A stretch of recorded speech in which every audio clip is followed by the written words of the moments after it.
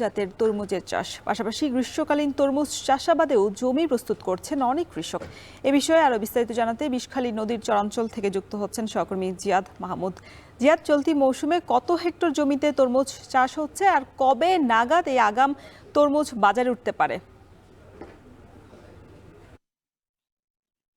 রশন, আমি যেখানে রয়েছে এটি বিষখালীর বুকে জেগে ওঠে একটি স্নিগ্ধ চর, এবং এই চরে একটি করুণ ইতিহাসও রয়েছে। ঘূর্ণিঝড় সিডর, আমার পিছনে যে জমি দেখছেন, এখানে কিন্তু শত শত মানুষের মরদেহ পড়েছিল।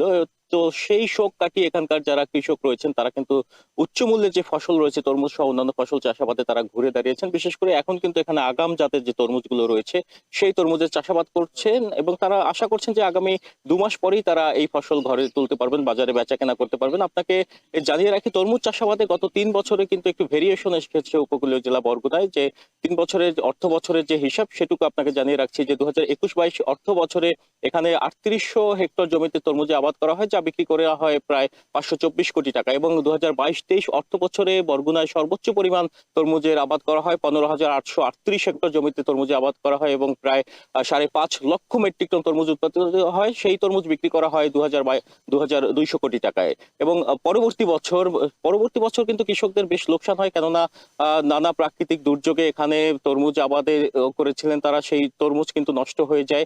এবং সেখানে দেখা যায় যে 13,838 হেক্টর জমিতে তরমুজ আবাদ করা হয়, এবং সেই তরমুজগুলো বিক্রি করা হয় প্রায় 1100 কোটি টাকায়।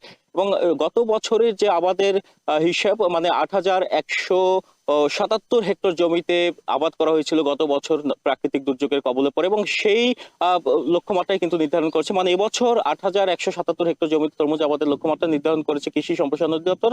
তারা বলছেন যে এই লক্ষ্যমাত্রা ছাড়িয়ে যাবে, এবং যদি আধুনিক পদ্ধতি অবলম্বন করা হয় তাহলে কিন্তু এখানের যে কৃষক রয়েছেন তারা তরমুজ চাষাবাদ করে ব্যাপকভাবে লাভবান হবেন। এবং রওশন, যেটি বলছিলাম যে 1,000 কোটি টাকার বাণিজ্য রয়েছে তরমুজকে ঘিরে। তো এই ছিল বরগুনা থেকে তরমুজ চাষাবাদের সবশেষ তথ্য নিয়ে আমার কাছে সবশেষ। বরগুনায় তরমুজ